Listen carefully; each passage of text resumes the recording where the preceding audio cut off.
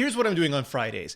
3 stories that are important, but that separately wouldn't each fill an entire video, or I simply dropped the ball on and didn't manage to fit in during my usual weekly coverage. It's codenamed The Wrap because Warbird just hit theaters, and if you have stories that you want to see covered next week or any week thereafter, just drop them in the comments below or hit me up on Twitter.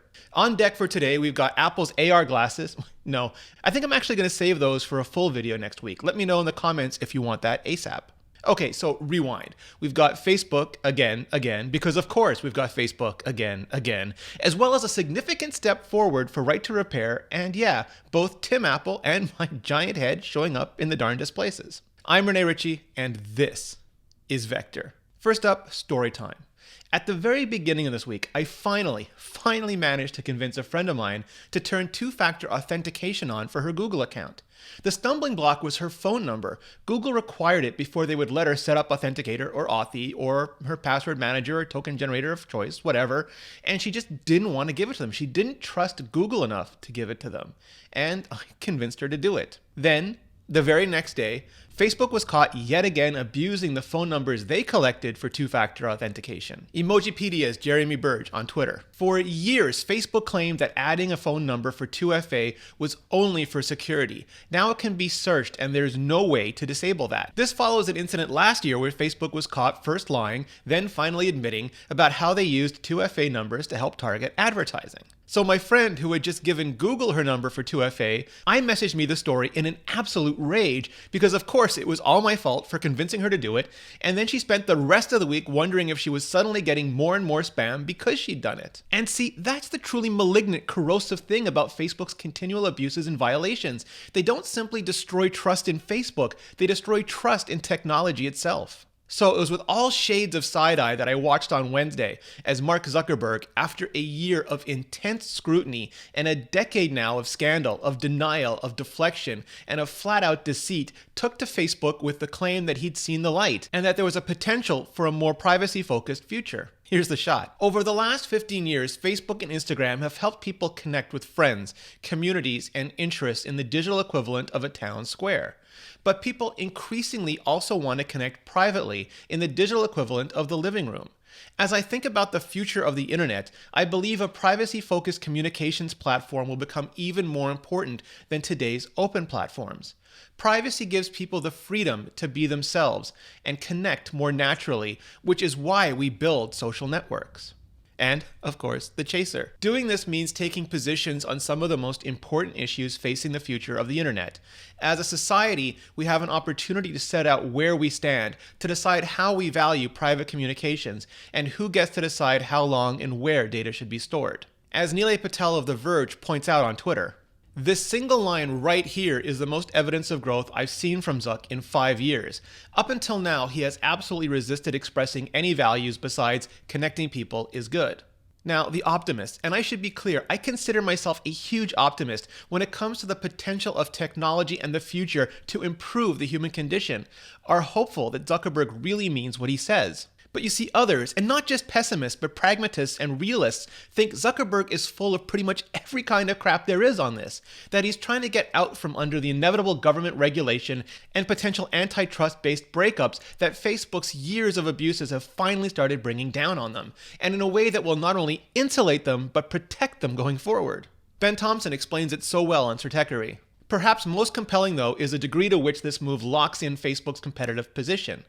As I noted above, Snapchat already showed that Facebook is vulnerable in the realm of private, ephemeral communications. But soon that will no longer be the case. Moreover, given Facebook's focus on end-to-end encryption, the company has made it that much harder to even get off the ground. Why can Facebook deliver most of the value? Because they are still Facebook. They still have the core Facebook app, Instagram, like buttons scattered across the web. None of that is going away with this announcement. They can very much afford a privacy-centric messaging offering in a way that any would-be challenger could not. Privacy, it turns out, is a competitive advantage for Facebook, not the cudgel the company's critics hoped it might be. As strategy goes, it's positional judo, and it's fiendishly clever. There is no functional way for Facebook to regain trust, not after their endless abuses, not from anyone paying any form of attention. I'll spare you the scorpion and the frog analogies, but I think they know that. So what they're doing with encryption and ephemeral messaging is trying to change the entire need to trust them. But then I'd argue there are already companies doing privacy and encrypted communications better. Ones that haven't already squandered our trust, regardless of how many buttons they have strewn all over the internet. So then who really, and I mean really, needs those services from Facebook? Let me know in the comments below. Thing 2. There's been a significant step forward when it comes to Apple and right to repair, first noted by iGeneration and confirmed by internal documents obtained by Joe Rossignol at MacRumors. iPhones with aftermarket batteries installed by third-party repair shops are now eligible for service at Genius bars and Apple-authorized service providers. So, long second story short, if you bring your iPhone into Apple for something unrelated to a previous third-party battery repair, the Genius will just ignore that heathen battery and get on with the other repairs. If you do bring your iPhone in for something related to the third-party battery, the Genius can swap it for a first-party battery without any extra fuss, muss, eye-rolling, or additional cost. If the third-party battery job was botched, the Genius can also now offer to swap out your whole phone for the standard out-of-warranty price. Now, this only covers third-party batteries so far, so if you've gone aftermarket on casings, logic boards, microphones, lightning ports, buttons, Touch ID or Face ID sensors, pretty much many things else, you're still out of luck when it comes to official Apple support. But baby steps, repairs, whatever. It's enough that even iFixit doesn't seem overly cranky about it. In fact, I can almost swear their statement cracked not a screen, but a smile there for a second. So is this a minor concession or a big change? Let me know what you think in the comments. Lastly, some fun before we head into the weekend. No, not Tim Apple, although Cook leaning way into the US president's little nom de gaffe was an epic and spectacularly delightful meme moment. No, I'm talking about my big old head being used to measure the relative unsightliness of holes and notches across phones and Twitter. Now, some of you have been asking me to expand my coverage beyond Apple and related technologies to take on other companies, and I've been working to do that, especially with guests like Carolina Milanese, who joined me yesterday to talk about Huawei versus America, and I'll put a link in the description if you haven't seen that episode yet. So I guess this is another way to do that? Thanks, Dan Seifert. It started with the Galaxy S10, but now the official Honor USA account has gotten involved, and honestly, who knows where this noggin will end up next? Your move, Samsung Mobile USA. But seriously, if you read through the thread, you'll find all sorts of people with all sorts of opinions, some stronger than any average sense should be. So about that, I'll just say this. We're living in a time where phones have taken bites or shots out of our displays, and many of us are arguing about which is more or less egregious. And that's all subjective stuff, all of it, and there is none better, none. For some, having the notch, especially centered, anchors and evens out the intrusion. For others, having the hole lets them more easily fill in all the missing pixels with their mind bullets. For me, I just keep wanting to peel or scratch it all off all of my screens, like get it off my displays.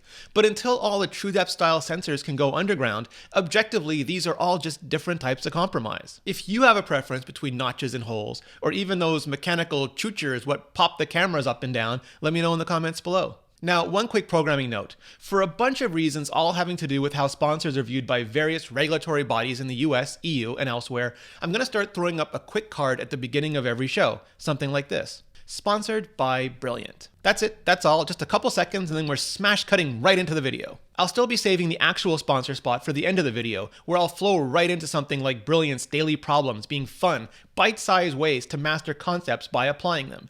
Each problem comes with illustrations, animations, or interactive visualizations, and all the context you need to solve the problem yourself. If you like the problem and want to learn more, there's a related course that explores the same concept in greater detail.